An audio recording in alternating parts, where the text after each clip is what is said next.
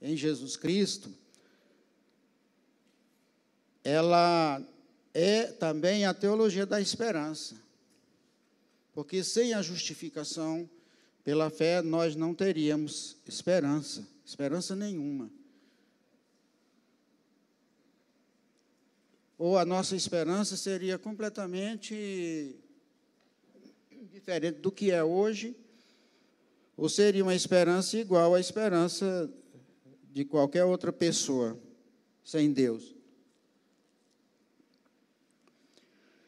A referência bíblica, aliás, o texto áureo, o fundamento é: todavia não é assim o dom gratuito como a ofensa. Ou seja, não é o dom da graça como o pecado. A graça não é como o pecado, ou seja, não tem o mesmo peso.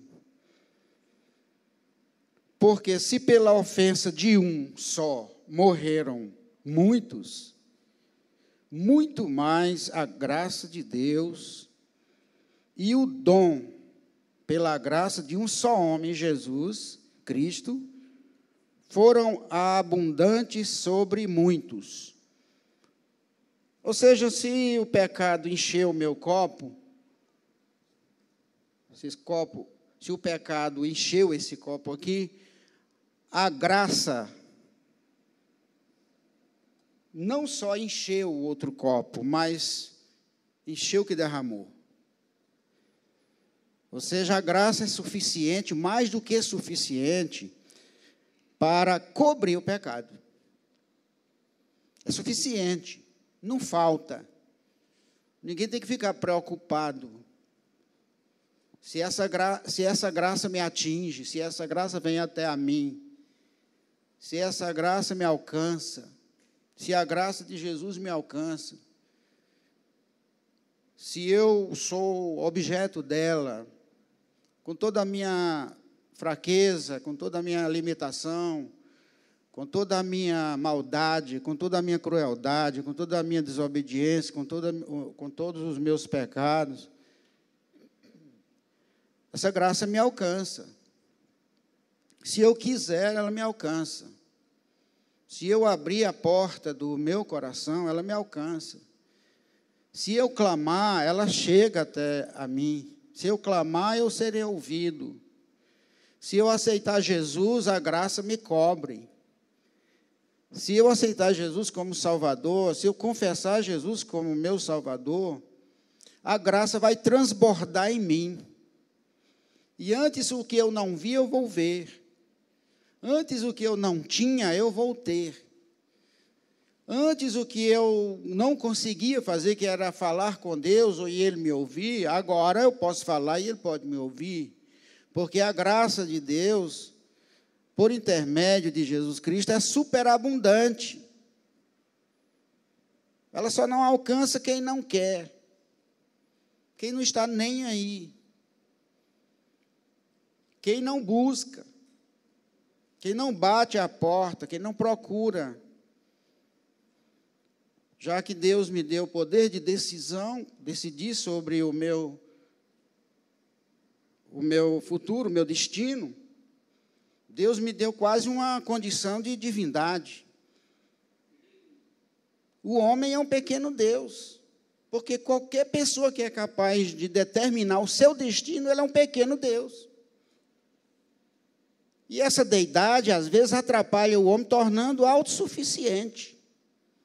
E é essa autossuficiência que leva o homem a achar que ele pode independer de Deus.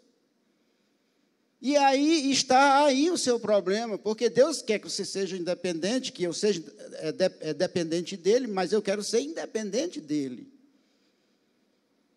E aí onde eu caio nas armadilhas. Mas se eu clamar, a graça de Jesus Cristo é superabundante para cobrir qualquer pecado meu. Não tem pecado que que o sangue de Jesus não cubra. Amém, irmãos? Então, aqui na referência, que está em Romanos 5, 1 a 5, capítulo 5, versos 1 a 5, diz: tendo sido, pois, justificados pela fé. Paulo está falando para mim. Paulo está falando para você. Paulo falou para ele também, para si próprio também. Paulo falou para os irmãos romanos. Paulo falou para os irmãos judeus que moravam em Roma e que congregavam na congregação de Roma. Paulo falou para todas as nações que estavam ali representadas na congregação de Roma. A congregação de Roma tinha sírio, tinha libanês, tinha romano, tinha espanhol, tinha grego, tinha todo mundo ali. O mundo todo estava representado ali. Paulo estava falando para as nações. E falando também para ele. E ele diz: tendo sido, pois, justificados pela fé, temos paz com Deus, por intermédio do nosso Senhor Jesus Cristo, pelo qual também temos entrada pela fé a esta graça, na qual estamos firmes, e nos gloriamos na esperança. Na esperança de quê? Da glória de Deus. Ou seja, da glória de Deus se manifestar definitivamente sobre o povo de Deus. Quer seja judeu, grego, de Tiro, de Sidom, da Judéia, da Síria, da Mesopotâmia, do Brasil, de Brasília, do Guará e da Arniqueira. Onde eu moro. E não somente isto, mas também nos gloriamos nas tribulações, claro. Nas tribulações. As tribulações geram, parece que é paciência, né? É paciência? A tribulação gera paciência, a paciência gera experiência. E a experiência traz o quê? Traz o quê? Esperança. Não é a esperança que só vai até ao campo. Nossa esperança não pode ir só até ao campo. Tem gente que fica tão preocupada com quem vai ao enterro, que fica preocupado mesmo. Mas a preocupação maior não é essa, não. A preocupação maior é quem vai receber o teu espírito na glória de Deus, porque essa é a nossa esperança, não é verdade? E a esperança não traz o quê?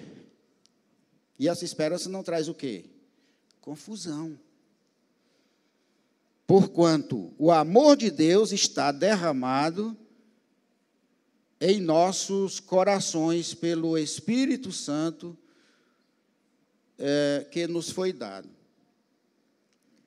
Então, irmãos, o objetivo geral da nossa lição é expor a teologia paulina da esperança. Da esperança no texto de Romanos 5, 12 a 14. 5, 12 a 21. O objetivo dos pontos, o primeiro ponto é estudar sobre as bases da teologia da esperança. O segundo ponto, objetivo específico do segundo ponto, mostrar que Paulo não dá ênfase ao medo do pecado e da morte, mas ele dá ênfase à vida que procede de Cristo. E o objetivo específico do terceiro ponto, ensinar que Paulo exorta os judeus a reverem seus posicionamentos sobre salvação. Salvação, se não perde. Pode ser filho de Abraão, pode ser o que for, mas perde a salvação, se não entrar pelo caminho que deve entrar nessa questão de interpretação da justificação pela fé em Jesus Cristo. Da justificação pela fé e não a justificação pelas obras, pelo que eu faço na igreja, no caso, pelo que eu sou na igreja, pelo nível de responsabilidade que eu tenho de liderança na igreja local que eu congrego, pela quantidade de ofertas que eu dou, ou pela quantidade de visitas que eu faço em hospitais, ou pelas cestas básicas que eu levo nas instituições de caridade, ou pela quantidade de hinos que eu sei da harpa e que canto, ou pela quantidade de cultos que eu assisto na igreja, ou porque o meu joelho está com 2 manchas pretas, parecendo um joelho de camelo, de tanto orar, porque eu estou pesando só 25 quilos de tanto jejuar. Você pode fazer tudo isso, e tudo isso é necessário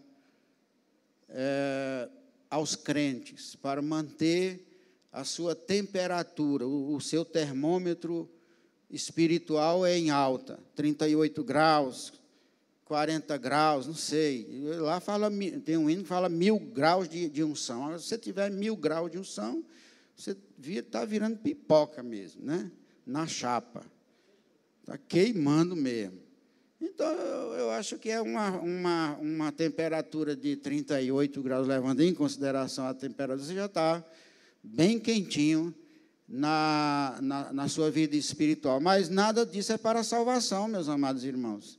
Jesus Cristo já, numa declaração forense, igual aquele de juiz, igual aquela declaração que o juiz faz, bateu o martelo e te declarou justo pelo sangue dele derramado na cruz do Calvário. O diabo não para de te acusar. Em compensação, Jesus não para de te justificar, de te declarar justo.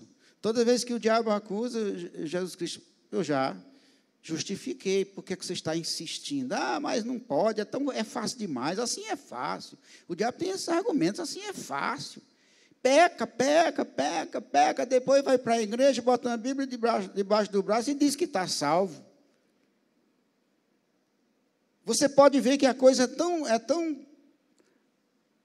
é difícil de compreender, que os nossos familiares, eles nos veem pelos pecados. Nós podemos estar na igreja 20 anos, 15 anos, 20 anos, com a nossa vida totalmente transformada, mas a nossa família só nos enxerga pelos erros da mocidade.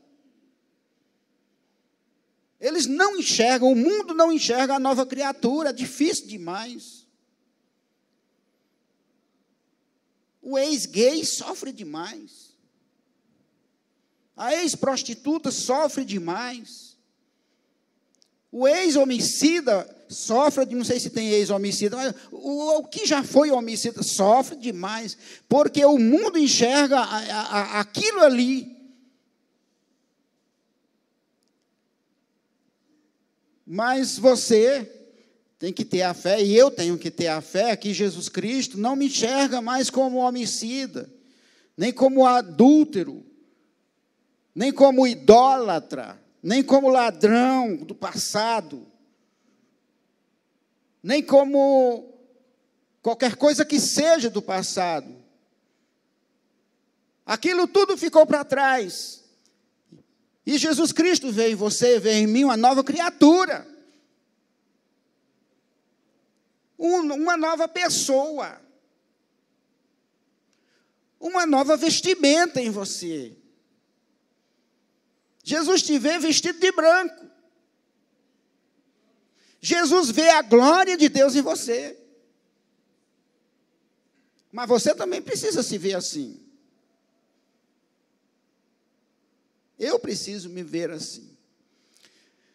Qual, de fato, é a visão que devemos ter do texto de Romanos 5, 12 a 21? Eu vou ler esse texto, porque nós vamos trabalhar muito esse texto hoje. Romanos 5, 12 a 21. Porque, na realidade, o tema da carta, ele gira, o tema gira em torno dessa perícope aqui de Romanos 5, 12 a 21. Pelo quê? Pelo quê? Como por um homem entrou o pecado no mundo, e pelo pecado a morte, os irmãos podem ver que um é consequência do outro. Paulo vai puxando o fio da meada lá de baixo e vai subindo. Ele vai aumentando o discurso dele de forma gradativa, nessas questões aqui negativas, que o texto apresenta, que não é a intenção de Paulo e que é a intenção de muitas religiões opressoras, cristãos opressores, líderes opressores, que reduz a teologia de Paulo aos versículos 12 a 14 do capítulo 5 de Romanos, para meter medo, para meter culpa na consciência das pessoas, para subjugar as pessoas, para manter as pessoas prisioneiras do medo e da culpa. Mas Paulo não está se servindo desses versículos aqui para oprimir, para acusar, para censurar, para condenar, nada disso. Ele está usando um argumento, onde ele vai do mais ruim e termina no bom. Ele começa apresentando o mal e termina apresentando o bem, o bom. Veja bem, pelo que, como por um homem entrou o pecado no mundo, ou seja, por Adão, e pelo pecado a morte, assim também a morte passou a todos os homens, por isso que todos pecaram. Porque até a lei, até o advento da lei, estava o pecado no mundo. Mas o pecado não é imputado não havendo lei. Ou seja, Paulo não está dizendo que a lei é a causa do pecado. Ele está dizendo que a lei ela teve a função de tirar um pano de cima do pecado que ninguém via. Mas o pecado já existia desde Adão. Portanto, a função do pecado foi dizer, a função da lei foi dizer, eu não sabia se isso era pecado, a lei disse isso é pecado.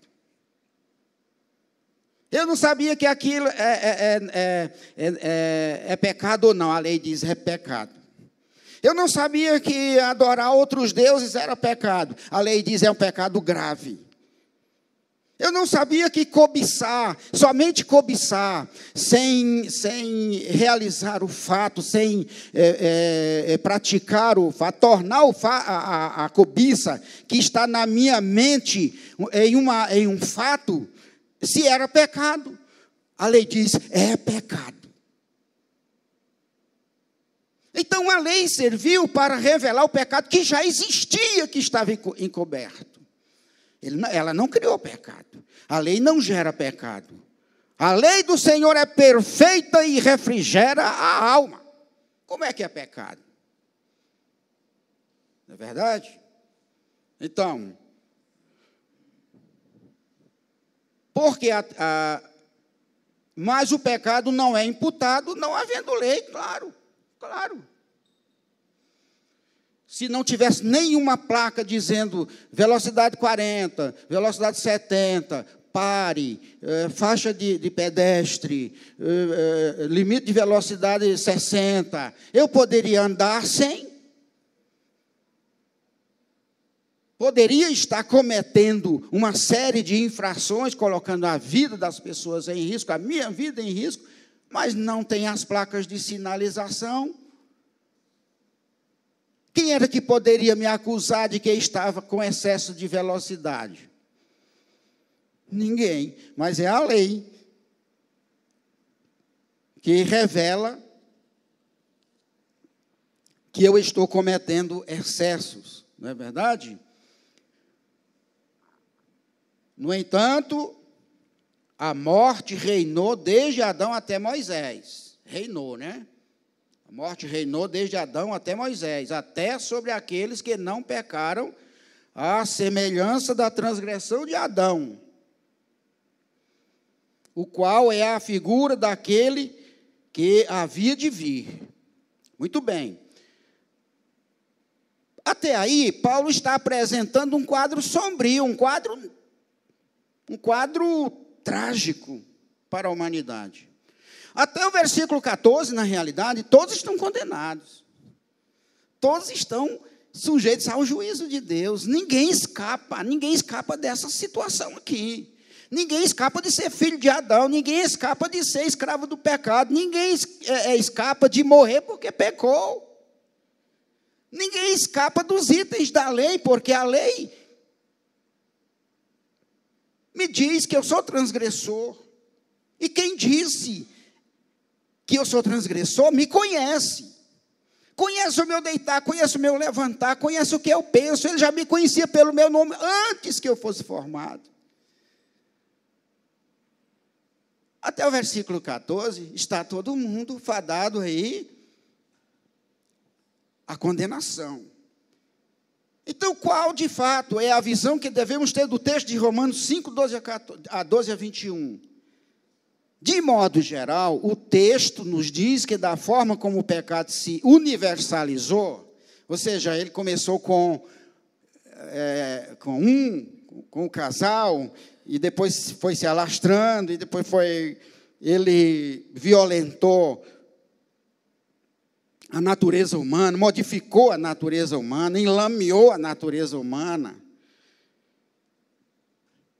É como um pintor que pinta um Delacroix, ou então um Van Gogh, quadro, a coisa mais linda. Aí vem uma pessoa, um louco qualquer, e joga lama, ou então pega aquele spray.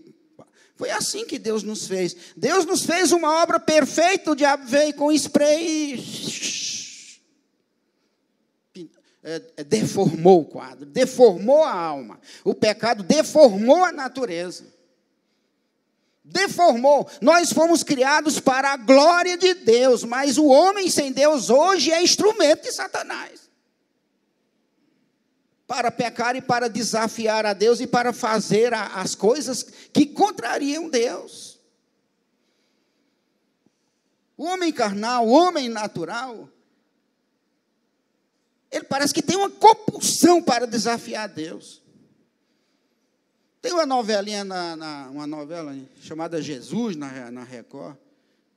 Ontem eu fiquei lá assistindo, cheguei da faculdade, fiquei lá assistindo.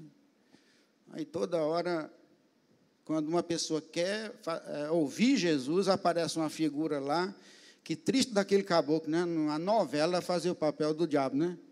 Não sei se alguém de vocês acompanha, mas toda vez que quer fazer uma coisa boa, vem o diabo nos ouvidos dele e insinua. Insinua, sempre para o lado negativo, sempre para o lado destrutivo, sempre para o lado da perversão, sempre para o lado da crueldade, sempre para o lado do mal. E isso acontece conosco, irmãos, permanentemente.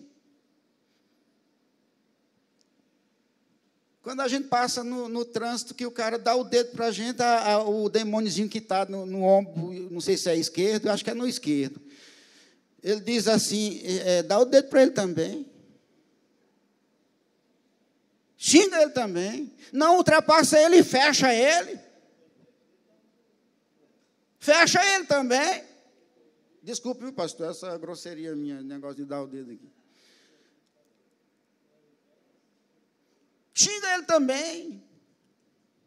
Mas aí vem a voz do Espírito Santo no nosso coração, porque nós vivemos também debaixo da lei do Espírito que está em nós.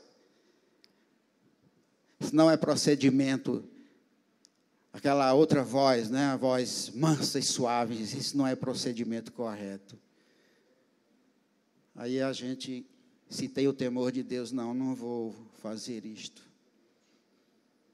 Porque o meu Senhor não faria isto. Então, meus amados irmãos, a gente fica recebendo sugestão de demônios que nos cercam permanentemente. para nos vingar, para atacar, para agredir, para falar palavras negativas, para dizer que você vai fracassar, para dizer que você está errado, para dizer que você não tem futuro, para dizer que até o diabo usa até a boca do pai e da mãe para desestimular os filhos, para destruir a autoestima dos filhos.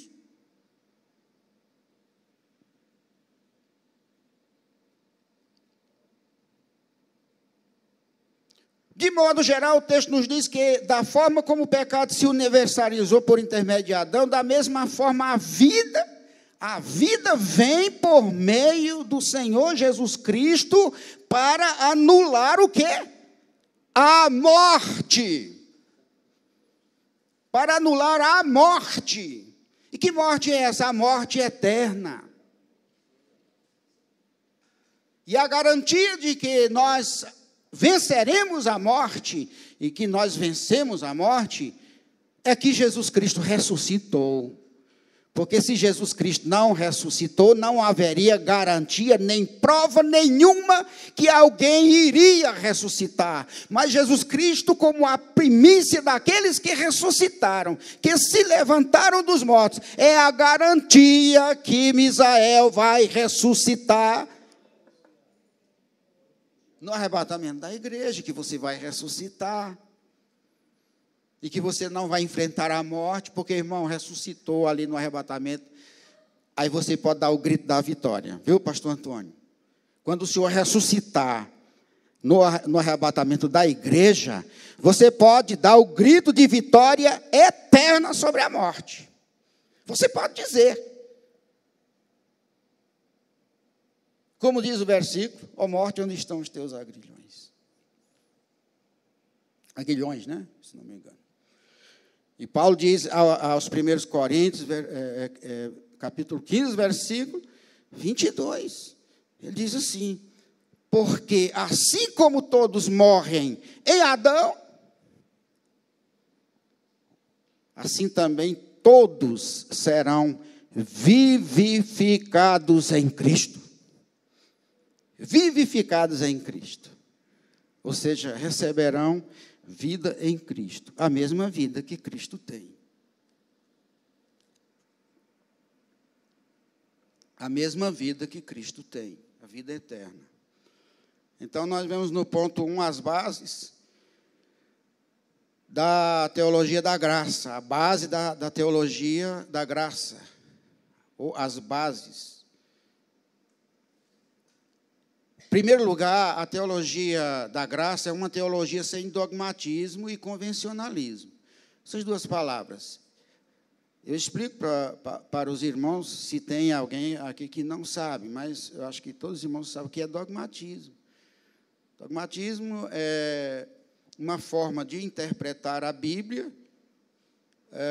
adotada pelo clero, pela casta, digamos assim, sacerdotal, do alto clero, porque na eclesia, no meio eclesiástico, tem o baixo clero e alto clero. Aqui tem um exemplo. Eu sou baixo clero. O pastor Denival é alto clero. Olha, ele está dizendo que é baixo clero, mas não sei não. Quando ele está lá na convenção, eu vejo ele de gravata larga lá, né? Então, nesses concílios, concílio de Trenton, concílio do Vaticano, concílio de não sei de quem, e pá, o primeiro começou em Jerusalém. Ali tinha uma forma adotada pelo alto clero de que esse texto da Bíblia vai ser interpretado assim. E principalmente quando esse alto clero resolve dizer que os livros apócrifos, como Macabeus, Tobias, Judite e tal, eles têm valor canônico. Aí começa a adotar aquelas fantasias, aquelas coisas, e vai impor para o baixo clero. Vai impor para mim, vai impor para vocês. Vai impor o quê? Missa de sétimo dia, vai impor vela na hora do enterro, para iluminar o caminho do defunto. Vai impor limbo para as crianças antes de entrar no paraíso. Purgatório para os pecadores, expurgar seus pecados antes de entrar no paraíso. Vai impor que a terra é quadrada, que a terra não é redonda, e ai de quem disser que a terra é redonda. E ai de quem disser que não tem purgatório. Isso aí é dogmatismo. Dogmatismo é uma coisa que é discutida pelo alto clero, digamos, eclesiástico mesmo, da igreja, e que ninguém, você, mesmo que você saiba que isso não é verdade, você não pode dizer que não é. Senão, o primeiro nome que você recebe é rebelde. E na antiguidade era fogueira. Não sei se foi Copérnico. Diz que a terra não era quadrada como a igreja na Idade Média dizia. Aí ele disse, a terra é redonda. Estava lá assistindo uma missa, e vi uma figura, esses camaradas são tão inteligentes que eu não consigo nem raciocinar sobre coisas que eles já fizeram e me expliquem, eu não entendo. Quanto mais ter a ideia original. Ele olhou lá um candelabro lá e depois comparou com a luz do sol, que ia, a sombra que vinha lá do sol e passava não sei o quê, e concluiu que a terra é redonda. Não, a igreja, a terra é quadrada. E ele disse, a terra é redonda. Então você vai para a fogueira. Quando ele estava perto de a fogueira, aí ele disse, rapaz, ou eu mudo, ou eu vou virar churrasco. Aí ele disse, a terra é quadrada. Aí ele disse, pronto, o homem se retratou, disse que a terra é quadrada. Aí quando tiraram ele da fogueira, ele disse, eu disse que é quadrada, mas a terra é redonda. Eu disse para não ser queimado, porque se eu fosse queimado, como era que eu ia provar que a terra era redonda? Então isso quer dizer dogma, irmão. Dogma. Coisas que as pessoas aceitam porque não examinam as Escrituras, porque não interpretam as Escrituras corretamente, porque não se encostam em quem interpreta a Escritura corretamente. E convencionalismo? Convencionalismo vem de convenção. Comig, Cormeade, CGADB, isso é convenção. Se reúne lá também o alto clero e convenciona que determinadas coisas não podem, que determinadas coisas podem, e passa para cá. Então, a carta de Paulo também, ela foi interpretada com esses dogmatismos e com esses convencionalismos, a tal ponto que nenhum filósofo praticamente gosta de Paulo, porque os filósofos dizem assim, Jesus Cristo criou um cristianismo, e Paulo deturpou o cristianismo. Exatamente por causa desse dogmatismo, pela má leitura, pela má interpretação, pela má hermenêutica que é feita da carta de Paulo aos romanos, porque nela Paulo dá chance, através da justificação pela fé, a todos que buscam a Jesus fugir da morte e do pecado. Mas as pessoas que só leem essa de 12 a 14 do capítulo 5 da carta de Paulo aos Romanos, diz que essa é a teologia dele, é a teologia do medo, é a teologia da culpa, que eu tenho que ficar permanentemente com medo, que eu tenho que ficar permanentemente com um senso de culpa na minha mente para eu me tornar prisioneiro do medo e da culpa, do medo da condenação e da culpa do pecado. E Paulo está dizendo, irmãos, não é nada disso, irmãos. Existe Adão, existe morte, existe pecado, existe lei, existe transgressão, mas aonde abundou o pecado, superabundou a graça de Jesus Cristo. Seja livre. Seja livre. Assuma essa liberdade em Cristo. Paulo chega ao ponto de dizer assim, que não devemos tornar essa liberdade tão assim, ela é tão ampla que nós não devemos nos aproveitar dela para pecar, para poder a graça superabundar em nós.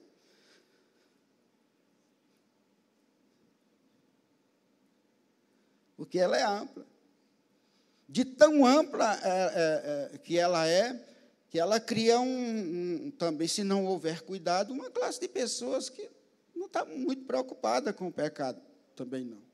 Então, é uma teologia sem dogmatismo e convencionalismo. A leitura da carta de Paulo aos Romanos deve ser feita sem dogmatismo e sem convencionalismo, e a interpretação tem sido objeto de muitas pessoas da elite teológica que interpreta a carta de Paulo aos Romanos. Que são dogmas e convenções? Nós já vimos. Agora, veja bem, deixando à parte, deixando de lado a leitura dogmática e convencional que nós já explicamos, que é a leitura das imposições que alguém faz de baixo para cima e que você não tem o direito de recorrer nem de contestar.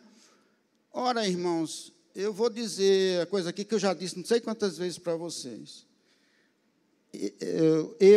Misael, uma vez eu estava jogando, na minha terra dava muita castanha, caju, a gente chupava o caju e ia juntando as castanhas. Mas castanha assada é uma iguaria, é uma coisa finíssima. E meu pai tinha um engenho lá de Moecana, e em cima tinha um local onde ficava a máquina, o vapor, uma sala grande. Então, eu juntava os meninos, cada um tinha 5 castanhas, outro tinha 3, ninguém ia assar 2 castanhas, 3, a gente tinha que assar um monte logo, né? Aí a gente botava um montinho de terra, botava a maior castanha que tinha lá, que chamava castelo. A gente brincava castelo. Aí de cá a gente ia jogando. Quem tinha castanha ia jogando, ia jogando, ia jogando. Quem derrubasse o castelo era dono das castanhas. Acho que o pastor Josinho já brincou muito disso, né, pastor? Ou não? Quem derrubasse aquela castanha que estava ali naquele castelo, pegava toda a castanha. Mas, meus irmãos, a gente estava brincando no negócio daquele. Mas eu levei uma surra tão grande do meu pai, que ele disse que eu estava jogando, que era pecado, que não podia fazer isso. Olha, isso é dogmatismo, isso é convencionalismo. Quando eu fui congregar numa igreja aí no Tocantins, eu tinha 2 TVs. Aí eu tive que vender, porque senão não podia pertencer à igreja lá. E há pouco tempo lá, segundo eles, não podia usar calça jeans, não podia beber Coca-Cola.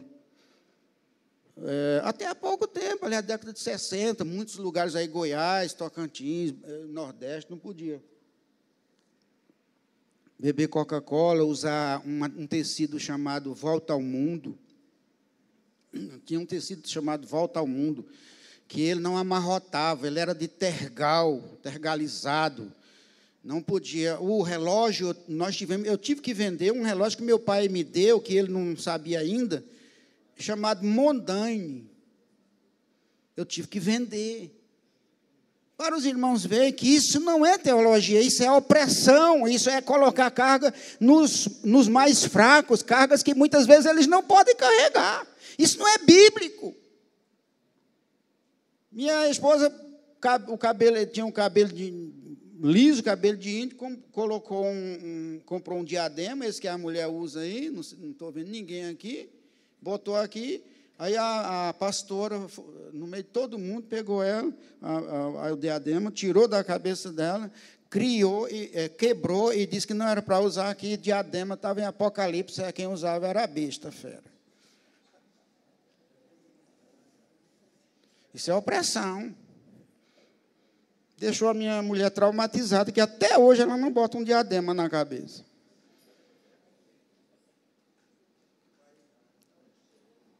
Isso é opressão, né, irmãos? Então, deixando a parte no ponto 1.1, deixando à parte a leitura dogmática convencional, vemos que o texto de Romanos 5, 12 a 21 se mostra aberto tanto a temas teológicos quanto às questões sociais, como justiça e paz social. Ou seja, irmãos, a carta de Paulo é tão ampla, que ela é utilizada não só para fins de evangelho, de evangelização, de justificação, de salvação, de esperança, mas ela é também utilizada para basear as doutrinas de justiça e paz social para o evangelismo na América Latina. Eu não sei se os irmãos sabiam disso. N escritores utilizam a carta de Paulo para fazer a defesa dos pobres e oprimidos da América Latina, que muitas vezes são escravos desse medo e dessa culpa, porque além de ser pobre, além de enfrentar problemas sérios de falta de terra para trabalhar, de falta de semente para plantar, de pobreza, que beira a miséria, ainda tem que ser oprimido pelos poderosos com a ameaça de inferno. E olha o que Paulo está dizendo aqui, irmãos. Analisando a situação do Império Romano, dos escravos do Império, da subjugação a que eram submetidos os vencidos no Império Romano.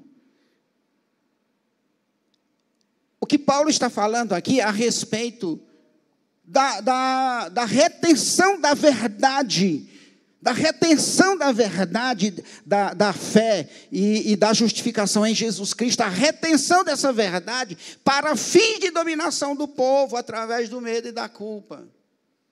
Ele diz assim: porque do céu, ele está falando para os oprimidos, ele está falando para os poderosos entenderem isso, para os dominantes entenderem isso. Ele está dizendo, porque do céu se manifesta a ira de Deus sobre toda a impiedade e injustiça dos homens, que detêm a verdade em injustiças. Que começa a dizer que determinado ato injusto tem fundamento bíblico, tem fundamento divino.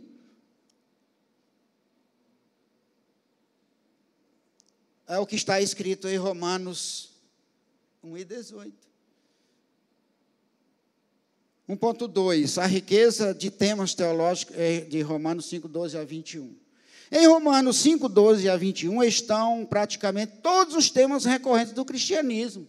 Tudo que nós falamos, toda a nossa linguagem do fenômeno religioso cristão são temas da carta de Paulo aos Romanos. A carta de Paulo aos Romanos traz o tema de Adão, que é um tema recorrente nosso. Ninguém vive sem citar o nome dele quando fala pecado. Tem o tema do pecado, tem o tema da morte, tem o tema da lei, mas, em compensação, tem o tema de Jesus, tem o tema da graça, tem o tema da justificação pela fé.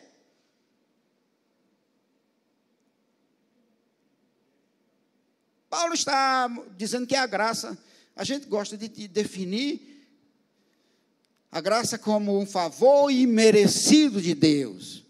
E, na verdade, é um favor imerecido de Deus. Favor, ninguém paga. Você só é livre até o primeiro favor que alguém fizer para você. Alguém fez o primeiro favor para você, você se torna escravo. Porque favor ninguém paga. Você paga favor? Ora, eu estou lá no plano piloto, sem R$5 para pagar um ônibus. Aí aparece o irmão Lacerda lá, e eu vou ter que vir a pé. Como eu já fiz algumas vezes na década de 60, eu trabalhava no Guaraú, de servente de pedreiro, e estudava no Sapão, lá do Núcleo Bandeirante, e eu ia a pé. Quando chegava lá, de trabalhar o dia todo e de andar a pé, quando chegava lá, eu aproveitava para dormir a aula rolando. Tomei bomba.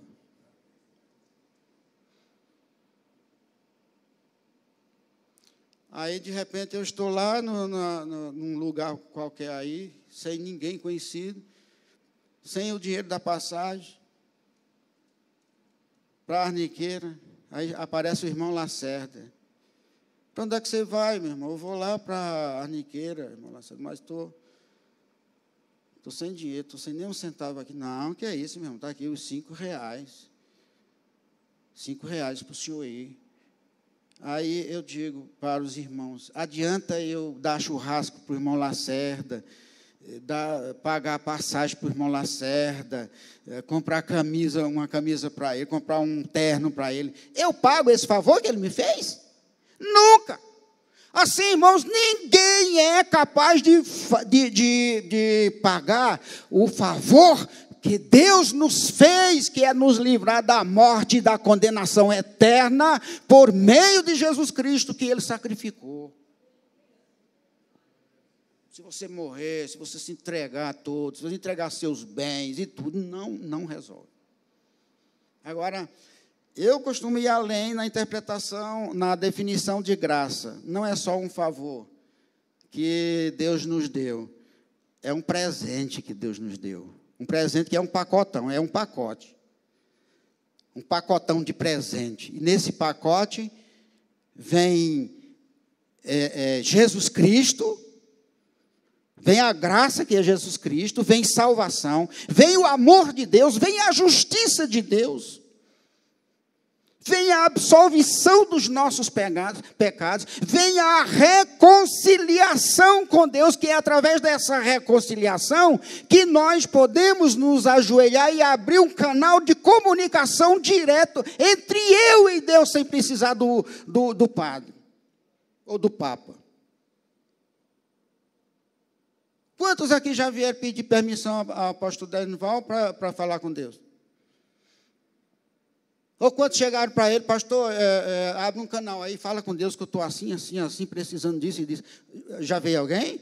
Não. Sabe por quê? Porque você tem um canal aberto, direto com Deus. Você é um livre caminho, é um acesso livre que você tem, que veio através desse pacote. Esse pacote. Agora, o presente, alguém recebe um presente e não dá valor.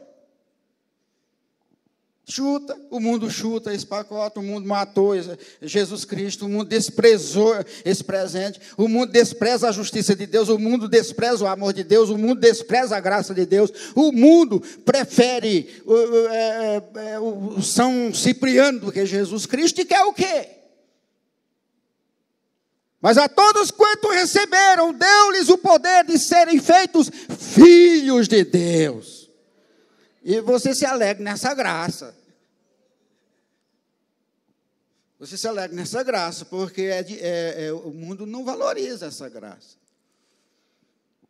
Aí vai no dia de juízo, alguém se apresentar diante de Deus, dizendo assim, eu estou morto aqui de fome, eu não sabia o que é, eu não tive isso, não tive... Não, você não abriu o pacote.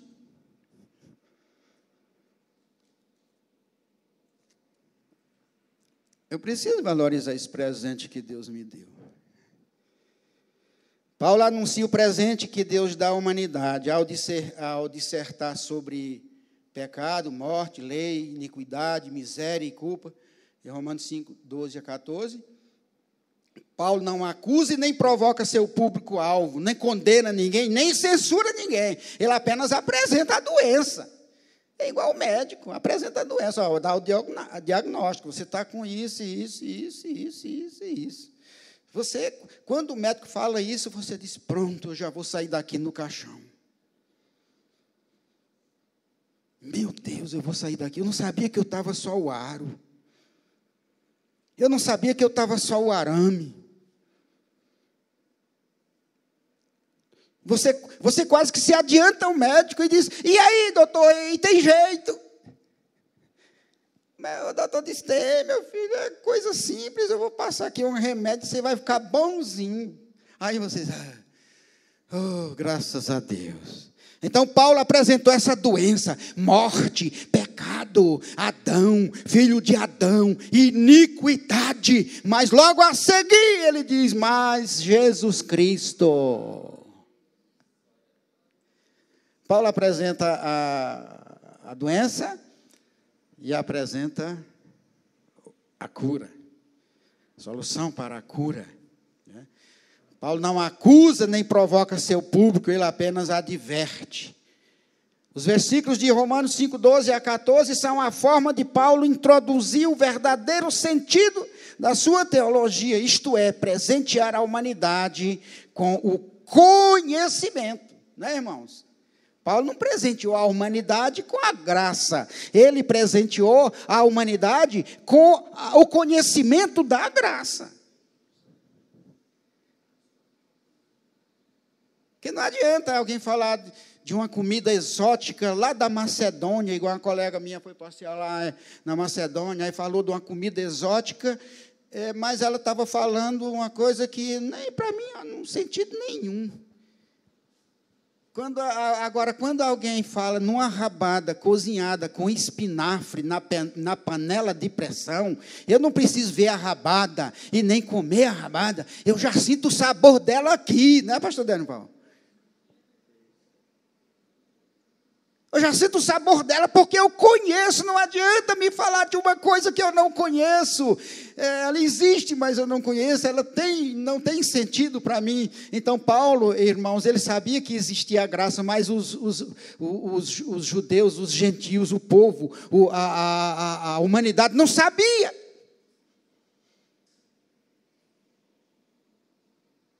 Paulo mostrava a doença. Mas aí ele vem, não, mas tem solução. Jesus Cristo, ele recebe todos que o buscam. A graça de Jesus Cristo é muito grande, e ela é enorme, ela é abrangente. Ela te alcança. Pode descansar.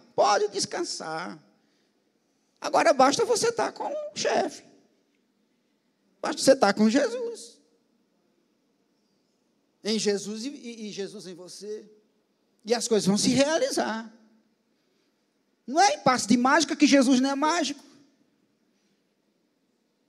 Jesus não faz mágica. Quando aquele coxo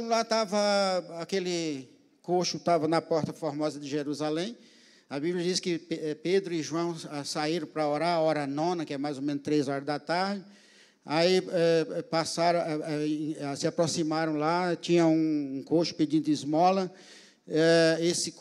Lá em Atos diz que esse coxo botava todo dia ele estacionava ali naquele lugar para pedir esmola. E eu quero dizer para os irmãos aqui, quantas vezes Jesus não deve ter passado por aquele coxo? Porque era a hora da oração, era no templo, era a porta onde se entrava para orar. Quantas vezes aquele coxo levantou a sua vista e viu Jesus passar? Aí Jesus curou, passou ali, morreu, passou mais 40 dias, depois de ressuscitar, subiu aos céus, passou mais 10 dias, até chegar o dia de Pentecostes. Aí chegou o dia de Pentecostes, aí depois daquele sermão de Pedro, que converteu tanta gente, aí Pedro e João vão orar. Aí o coxo, Senhor, por favor, me dê uma esmola. Pedro e João se aproximando dele, disse, não temos ouro nem prata. Aí o Pedro foi sábio, porque ele disse, mas o que tenho? Aí ele não garantiu João, né? Que a unção é dele. A unção é dele, ele não sabia como é que estava João, ele não garantiu João. Ele não mediu a fé, a quantidade de fé, nada de João. Ele usou a dele, a reserva de fé dele, pessoal, dele, a intimidade com o nome dele. O nome quer dizer Jesus, dele, pessoal. E ele disse, em nome de Jesus, aquilo que eu tenho, eu te dou. Em nome de Jesus, levanta-te e anda. Que coisa linda.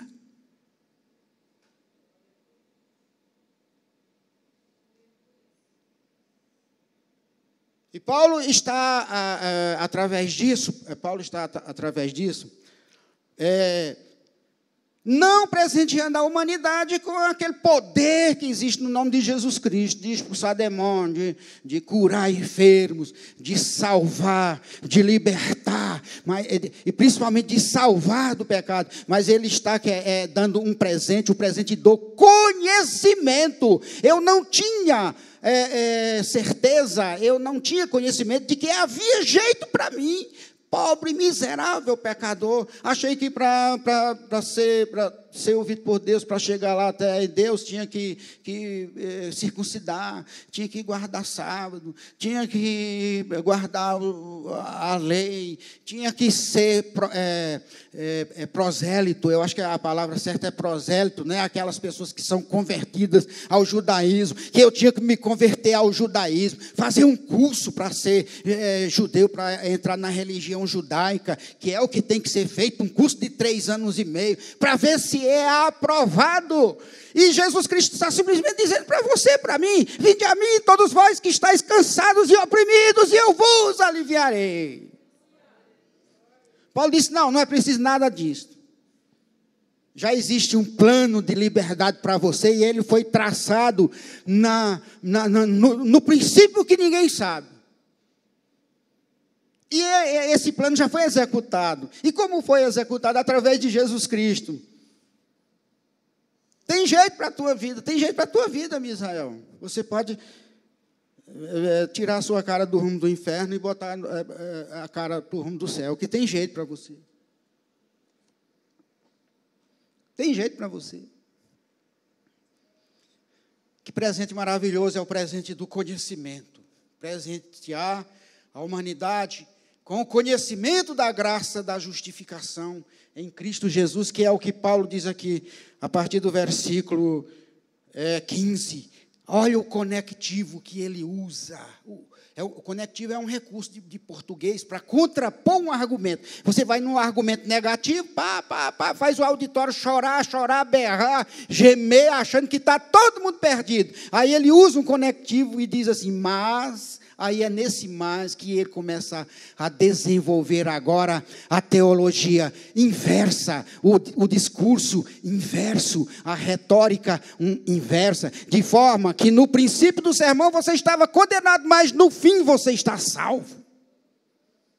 Mediante a apresentação, ele disse, mas não é assim o dom gratuito, ou seja, a graça, como a ofensa, ou seja, o pecado.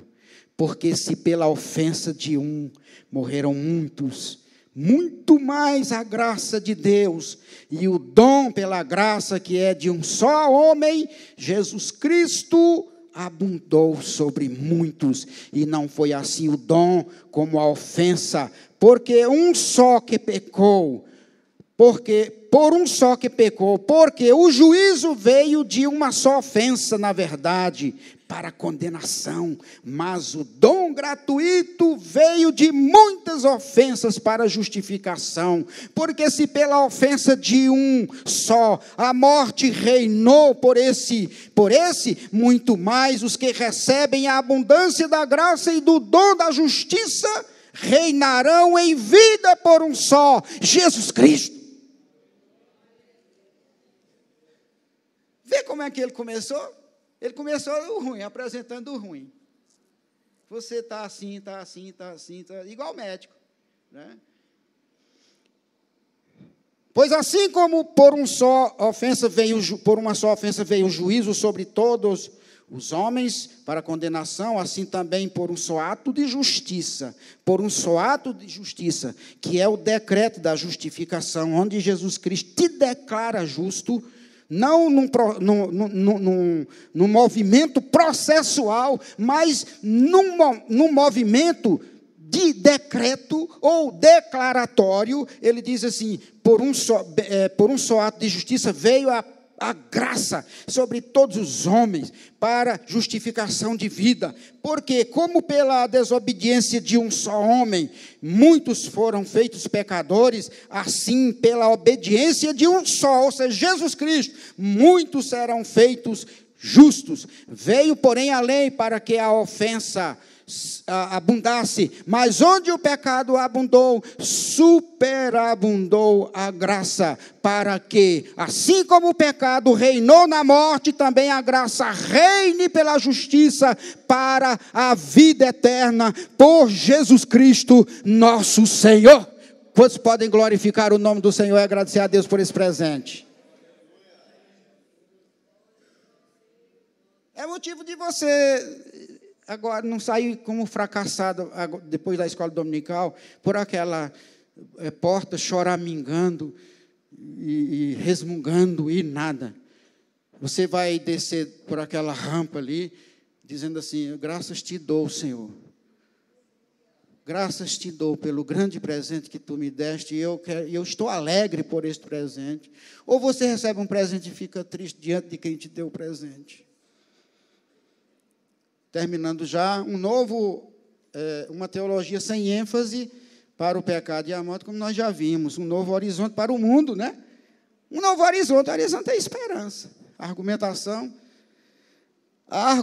de Romanos 5, 12 a 14 é um contraponto à conduta social diante de Deus, à conduta social geral diante de Deus. A argumentação de Romanos 5, 12 a 14 é um contraponto à conduta social diante de Deus. Irmãos, Deus quer uma coisa e as pessoas sem Deus querem outra. No texto, Paulo discorre primeiro sobre o mal e a seguir ele acena com o remédio, nós já vimos. A realidade sem Cristo é a mesma para todos. A realidade sem Cristo é a humanidade se iguala na lama, se iguala no pior, se iguala na morte, se iguala no pecado, se iguala em Adão. Mas quando Jesus Cristo diz assim, quem quiser vir após mim, primeiro, negue-se a si mesmo, segundo, tome a sua cruz e depois siga-me, 3 condições, para que serve a cruz? É para crucificar tudo que se refere a Adão. Tudo que se refere a pecado, morte, lei, condenação, tudo isso é para crucificar naquela cruz. E se você quer a primeira condição, se você quer conhecer o maior inimigo da sua alma, olhe para você mesmo, porque o maior inimigo a ser vencido é você mesmo, seus desejos, suas crenças, seus conceitos, às vezes os conceitos que não abrem mão de jeito nenhum, é aquela confusão, eu sou assim, serei assim, vou morrer assim, e lá no céu vou ser assim. Vai nada, não é? Nós temos 2 Adão, né? O primeiro é Adão mesmo, lá do Jardim do Éden, o segundo é Jesus Cristo. No primeiro, Deus fez o boneco de barro, soprou nele, todos nós. Mas o segundo Adão, que é Jesus Cristo, quando ele estava lá no cenáculo, ele entrou sem ninguém esperar, sem abrir porta, nada, e ele soprou. Aquele sopro é um sopro de vida, é o sopro do novo nascimento, é o sopro da igreja, é o sopro que a igreja deve ter. A igreja respira aquele sopro de Jesus. Porque ele representa o novo Adão. Agora, com Jesus Cristo, agora a coisa é outra. Porque Jesus Cristo já crucificou o velho Adão, os velhos costumes. Os romanos precisavam aceitar a ideia que Deus é o Criador de tudo. Sim, os romanos tinham a sua teogonia lá, sua cosmogonia. Cosmogonia é como surgiu o universo, o sistema de crenças dele, de como surgiu o universo. A Bíblia fala em criacionismo, Deus criou tudo. Mas eles lá não, achavam que um Deus criou o sol, outro Deus criou a lua, outro Deus criou os mares, outro Deus criou as montanhas, outro Deus criou a chuva, outro Deus criou os rios, outro Deus criou a morte, outro Deus criou a sei o quê, aquela bagunça toda. E a ideia da teologia paulina é dizer, acaba com todo esse sistema de crença lendária e mitológica e fixa numa só, que é Deus é criador de tudo. Portanto, para aceitar ser salvo, tem que aceitar que Deus é criador de tudo, que Jesus veio de Deus, que Jesus é Deus. Sem isso, nada feito. Que negócio que fulano Deus criou nada? Então, eles criaram as palavras como cosmogonia, teogonia, antropogonia. Antropogonia, como o homem surgiu. Cosmogonia, como o cosmos ou a natureza surgiu. E teogonia é como surgiram os deuses, como os deuses foram criados. Quer dizer, nessa teologia romana, cujo Deus era, eu acho que Mercúrio, Netuno, sei lá, são os homens que criam Deus e não Deus que cria os homens. Tudo errado, tudo invertido. Então, Paulo exorta os judeus a reverem o conceito de salvação. Nós já vimos muito sobre isso. Eu quero ir lá para o item 3.3 e falar: a graça é uma provisão unilateral de Deus. Unilateral quer dizer partiu de uma única pessoa. De uma única. Eu não preciso dar uma ajudinha a Deus para ser salvo. Eu preciso aceitar a graça de Jesus Cristo para não pecar. Porque o maior símbolo da nossa liberdade que Jesus Cristo nos dá é para não pecar. Porque antes você não tinha essa liberdade de não pecar. Quando a lei do pecado imperava em você, você pecava porque era obrigado a pecar. Porque a lei te impunha a pecar. Mas agora que a lei do Espírito entrou em você, você tem a liberdade de não pecar. Olha que coisa, inverte as coisas. E o maior símbolo de liberdade do homem é não pecar. Tá certo? Então, pecado consiste em um ato ofensivo a Deus. Logo, perdão e justificação. Logo, o perdão e a justificação da humanidade só poderiam vir de Deus também. Ao pecador não pode faltar o perdão e um sistema de justificação, senão ele está perdido. Ambos, pecado e perdão, são engenhos divinos, tá? Se o pecado é uma invenção diabólica, que surge de uma divindade, o diabo é uma divindade, o perdão é o remédio para o pecado vindo de Deus que nos ama. Se o diabo criou o pecado, Deus criou o perdão. E é por isso que nós estamos aqui justificados em Cristo Jesus. Que Deus abençoe, meus amados irmãos.